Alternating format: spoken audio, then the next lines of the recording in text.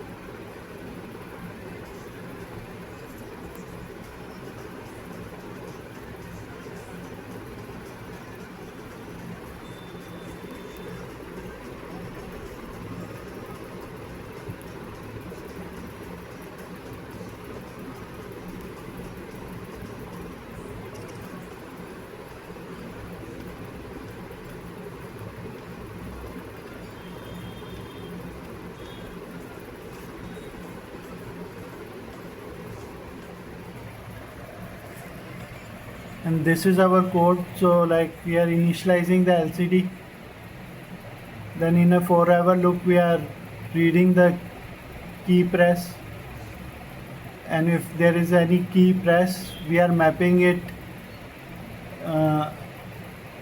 the plus minus multiply divide equal to decimal, we are mapping it.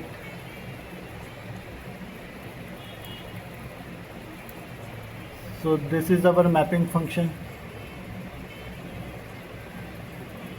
and this is our calculate result function.